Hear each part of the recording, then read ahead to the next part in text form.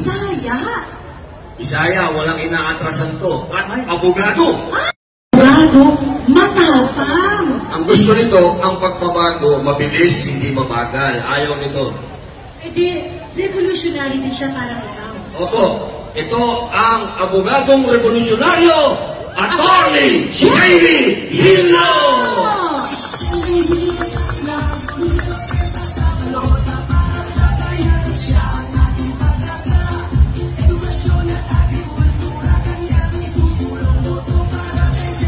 Mayong gabi sa tanan! Mayong gabi sa tanan! Manila, Luzon, Metro Manila, Visayas, Mindanao. Nandito po si Attorney J.V. Hillo, numero 30 sa balota ng iisang representante ng Visayas. Kasama niya po ngayon Pangulong Marcos. Pangulong Marcos, nag-umpisa tayo bilang unity team. Kaibigan niyo po kaming lahat. Lahat ng mga ito, kaibigan niyo. Lalo na si Attorney Vic Rodriguez. Kaibigan niyo po, Pangulong Marcos. Bakit sa ngayon, hati ang Pilipinas? Anong nangyari sa inyong unity? Bakit nagkawatak-watak ang mga Pilipino? Bakit? Bakit, Pangulong Marcos? Bakit?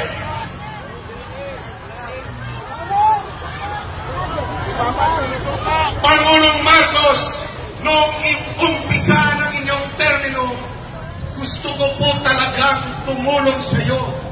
Dala mo ng senador ng Visayas ang sa tingin ko solusyon sa mga problema natin sa kahirapan, solusyon sa problema sa korupsyon. Naging komisyoner po ako ng PACC. Alam ko po ang naging problema sa korupsyon. Nag-antay po ang PACC na kausapin nyo kami, ang Presidential Anti-Corruption Commission. Bakit po, Pangulong Marcos, bakit inabolish nyo ang PACC sa kauna-unahan ng executive order? Bakit po, Pangulong Marcos? Ayaw maimbestigahan. Pangulong Marcos, kaibigan mo po lahat ng mga ito, ang mga kasamahan mo, kaibigan niyo po kami. Bakit ginawa mo ito sa amin?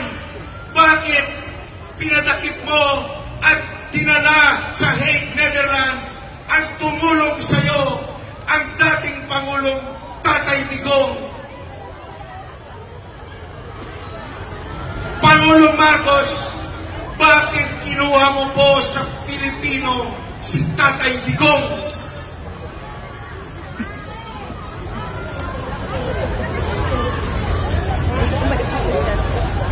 Pangulong Duterte, ang iyong kasangga sa Visayas na siyang tumulong na magkaroon ng first Mindanaoan President para sa Pilipinas. Naalala ko pa noong 2014, yung mga kasamahan ko sa PDP Laban, sabi nila, JV, Attorney Hillo, tulungan niyo po ang Mindanao. Pinabayaan po kami. Wala pa po kaming presidente. Ako, si Attorney Hillo, kasama ng mga kaalyado natin sa Visayas at mga kaibigan sa Luzon, tumulong po kami sa Mindanao magkaroon ng kauna-unang presidente.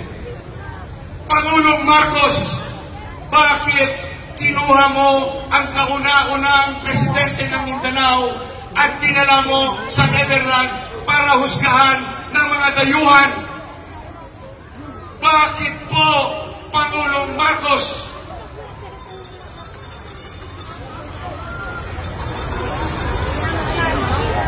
Mga kababayan kong Pilipino, Luzon, Visayas, Mindanao, kapangayo bulit, kapangayo-tabang, humihingi ng tulong ang nag-iisang senador ng Visayas.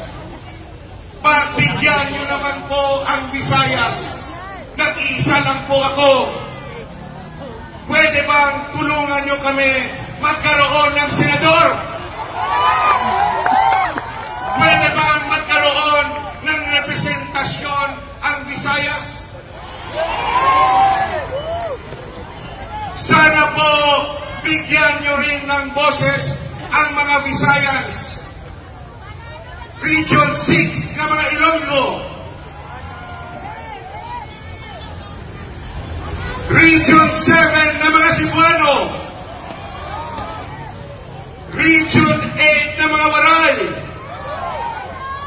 At ang aking mga kababayan na Ilonggo sa Negros, mangayo kami bulig sa inyo, Mindanao at Luzon. Tulungan niyo po ang Visayan Senator at bigyan niyo ako ng mga kasamahan. Ang mga Duterte 10, tulungan natin lahat kami. Walang laglagan sa Duterte 10. Walang laglagan sa Duterte 10. Mahihirapan si Pangulong Robin Hood Padilla, mahihirapan si Senator Bongo, mahihirapan si Senator Bato kung tatlo lang sila ang nasa Senado. Papayag ba kayo na ganito pa rin ang mangyayari? Kulang ang boses natin. Kung gusto nyong marinig ng Malacanang ang dating kaibigan ni Pangulong Marcos, tayo yun. Ayaw niya tayo pakinggan. Maririnig ang boses natin kung mananalo ang Duterte 10 ngayong Mayo 12, 2025. Duterte! Duterte! Duterte! Duterte! Duterte! Salamat, Pilipinas! Maraming